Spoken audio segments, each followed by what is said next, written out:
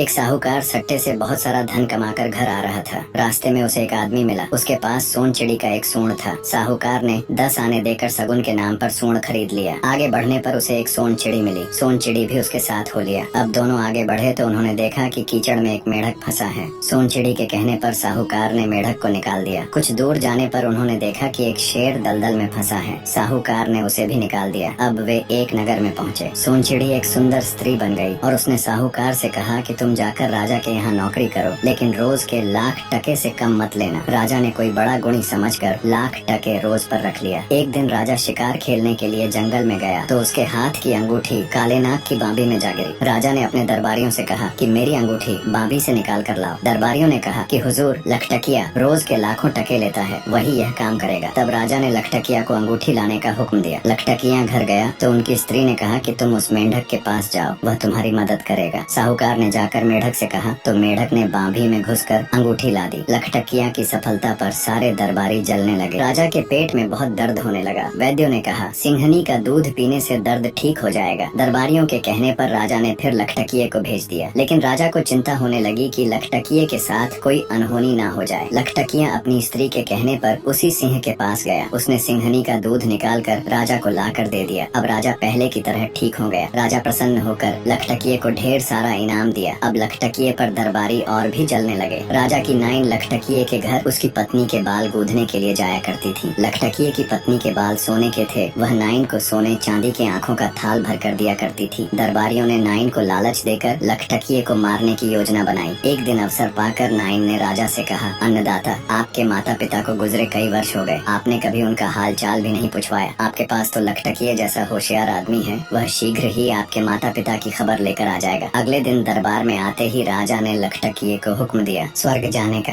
लखटकिया उदास मुंह लेकर घर पर आया तो उसकी स्त्री ने कहा कि तुम चिंता मत करो, मैं सारा काम खुद ही कर दूंगी। उसने चुपचाप अपने पति को एक कमरे में बंद कर दिया और कहा कि तुम 7-8 महीने इसी कमरे में रहो। कमरे में ही सारी व्यवस्था कर दी गई। लखटकिये की स्त्री सोन चिड़ी लखटकिये का वेश बनाकर उस स्थल पर जा पहुंची जहां नाई ने लखटकिये को स्वर्ग भेजने की सारी तैयारी कर रखी थी। झोपड़ी के आकार की एक बड़ी चिता बनाई गई थी और उसे जलाने के लिए बहुत अच्छी तरह से सजाया गया था। चिता में कई मोरियां बनाई गई थी। राजा समेत सारा नगर वहां इकट्ठा हो रहा था। नगाड़े बज रहे थे। लखटकिये को उस झोपड़े में भेज दिया गया और उसमें आग लगा दी गई। लखटकिया जो वास्तव में सोन चिड़ी ही थी, सोन चिड़ी बनकर मोरी से बाहर निकलकर अपने घर आ गई और घर आकर फिर स्त्री का रूप धारण कर लिया। समय गुजरता गया। एक दिन लखटकिये की स्त्री ने अपने पति को बाहर निकाला। उसके बाल और नाखून बहुत बढ़ गए थे और वह सहसा ही पहचाना नहीं जा सकता था। उसने अपने पति को सारा किस्सा कह सुनाया और उसे दरबार में भेज दिया। अब लखटकिया स्वर्ग से सीधे राजा के दरबार में जा पहुंचा। राजा से बोला, हुजूर, मुझे कई माह पहले स्वर्ग भेजा गया था। मैं बड़े राजा और रानी जी से मिलकर आ रहा हूँ। तब राजा ने उत्सुकता पूर्वक अपने माँ बाप का समाचार पूछने लगा। लखटकिया ने कहा कि हुजूर, वहाँ और तो सब ठीक है, लेकिन वहाँ नाई और नाइन नहीं है। आपके पिताजी के बाल बहुत बड़े हो गए हैं और माताजी का सिर भी यहाँ से जाने के बाद कभी गूंथा नहीं गया। आपके पिताजी ने हुक्म दिया है कि अपने नाई और नाइन को जाते ही भेज देना। माता पिता के कष्ट को समझकर राजा ने उसी समय हुक्म दिया कि हमारे नाई और नाइन को शीघ्र स्वर्ग भेजा जाए। स्वर्ग जाने की तरकीब पहले आजमाई जा चुकी थी। मैदान में उसी तरह की 2 चिताएं बनाई गईं। सारा नगर इकट्ठा हो गया। नगाड़े बजने लगे। नाई और नाइन को स्वर्ग भेज दिया गया। उधर लखटकिये की स्त्री ने अपने पति से कहा कि अब यहाँ रहना उचित नहीं है। दोनों वहाँ से चल पड़े। थोड़ी दूर जाने पर स्त्री सोन चिड़ी बनकर आसमान में जा उड़ी और साहूकार अपने घर को चला गया। अंत तक बने रहने के लिए एक बार फिर दिल से शुक्रिया। पूरा वीडियो देखने के लिए यहाँ क्लिक करें।